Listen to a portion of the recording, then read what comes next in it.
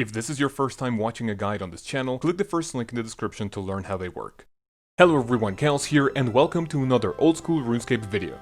Today, my 1 to 99 fletching guide. Fletching is the art of creating your own ranging weapons, and this could mean anything from bows and crossbows to finishing ammo in the forms of arrows, darts, bolts, and javelins to mention a few.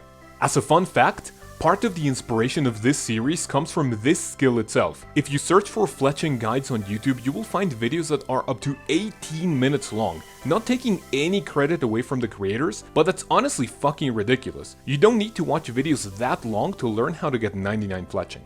So, getting back on track.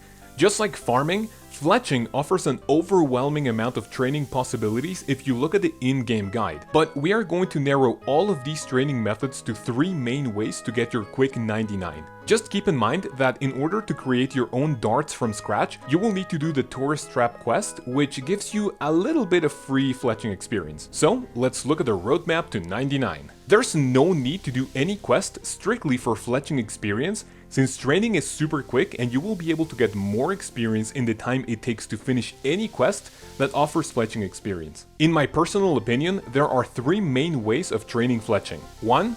Making arrows and attaching gem tips to bolts. 2. Attaching feathers to dart tips and unfinished bolts. And 3.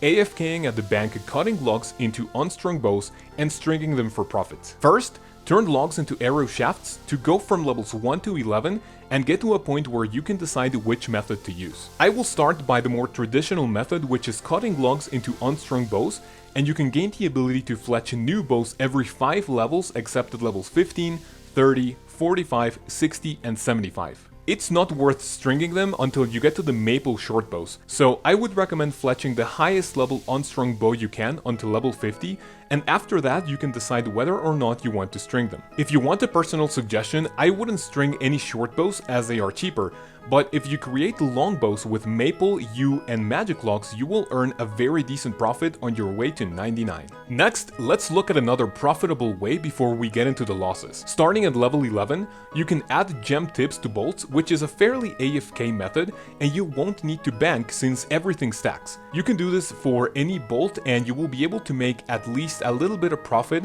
except for Onyx Dragon bolts according to the wiki. Just keep in mind that you need different tips for different tiers of bolts, except for dragons since they can be used with any type of bolt tip.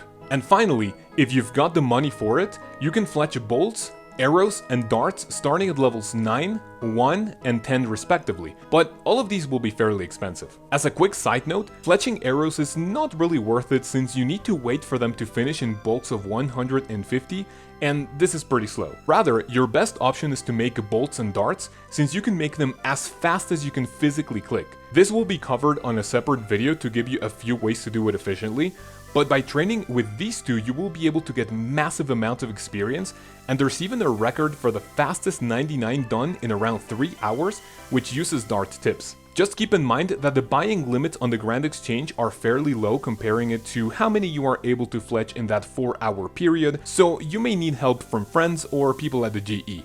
And as a final note, if you are using any of these methods and you are trying to figure out what's best for your budget, go to the Fletching Guide wiki to learn about the GP per XP. You will also be able to find the XP per hour, but that will be covered on a separate video detailing the best ways to go about fletching the different supplies. And that is how you become a master of fletching.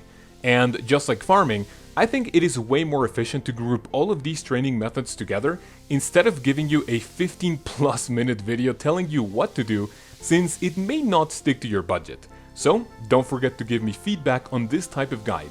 Thank you very much for watching and best of luck on your journey to 99.